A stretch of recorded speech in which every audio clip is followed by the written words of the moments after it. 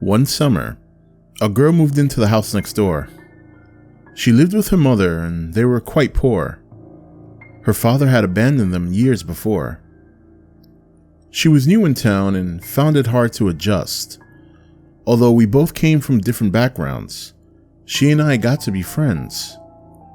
We weren't very close, but I often visited her house and we would talk. The moment I laid eyes on her, I knew she was the perfect girl for me. Unfortunately, she didn't feel the same way. She was attracted to boys who were handsome and confident. It was clear that I wasn't her type, so I decided to wait.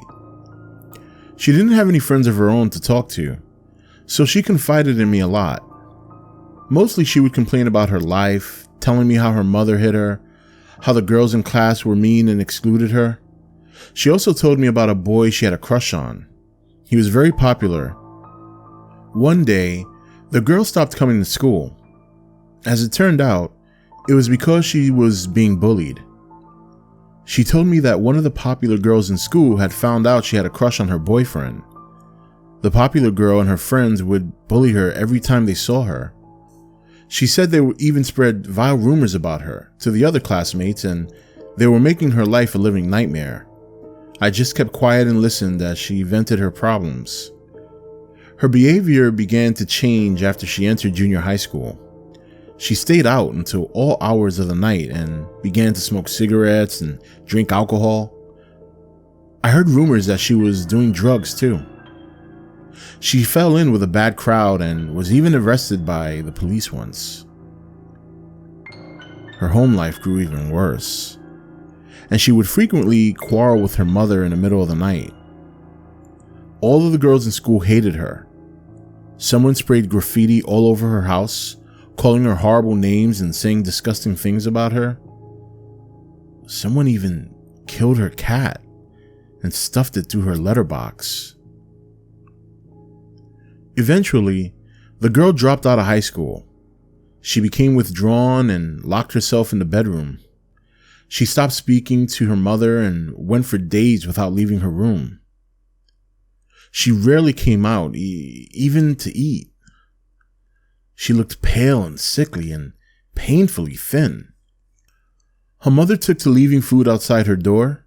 She would only come out when she needed to use the toilet or in the middle of the night when her mother was asleep. It was a miserable life. I went to see her for the first time in a long time. She refused to come out to see me, and even though I yelled through the keyhole, she refused to answer. Her mother gave me a bowl of soup to take upstairs to her. I caught a glimpse of her when she opened the door to take it. She was pale, drawn, just haggard. She looked like a wet rag had been wrung out. I went to see her every day, and after a while, the girl began to talk to me through the door. She told me how she was constantly fighting with her mother and all of her old friends had forgotten about her. She told me how she had fallen in with a bad crowd and went out with them at night and stole things, were doing drugs, and getting into a lot of trouble. She told me she was caught shoplifting by the police and she had a criminal record. She told me how her mother tried to help her at first, but when she wouldn't listen, her mother would fly into a rage and beat her. Her life had become unbearable.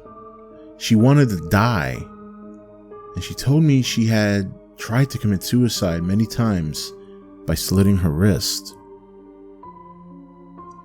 Just like the old days, she continued to talk on, and I just listened.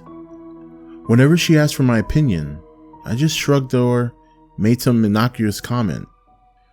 As time went by, the girl's mood gradually began to brighten. She even decided to come out of her room.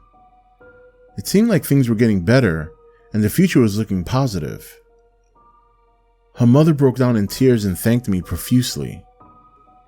But one day, the girl went up to the roof of an apartment building in the neighborhood and jumped off.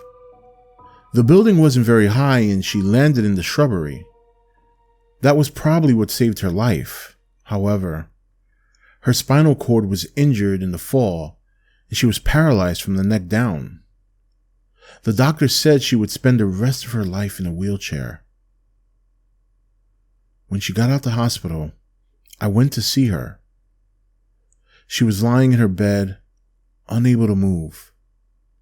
She apologized to me over and over, and she couldn't stop crying.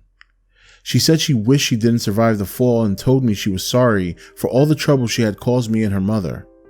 I tried to soothe her and stop her crying, but it's hard to comfort someone when they are lying down. I embraced her awkwardly. She was weeping so much that her whole body was shaking. She couldn't even wipe away her own tears. As I held her in my arms, I asked her to marry me. Her response was, "Really? Are you serious? Me? Really?" She couldn't believe that anyone would want her. I had to propose to her several times before she would believe I really meant it. She cried so hard, her tears ran dry.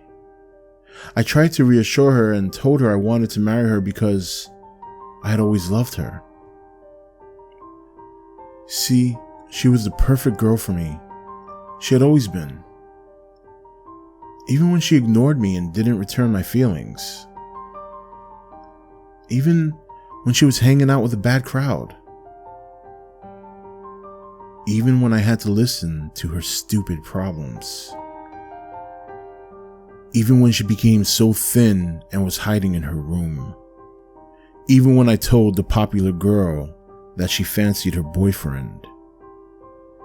Even when I was spreading vile rumors about her to her classmates. Even when I sprayed graffiti all over her house. Even when I killed her cat and put it through the letterbox of her house. Even now that she's lying here in her bed, small, weak, and unable to move, even now, I still love her. You see, she's the perfect girl for me, and soon we'll be married.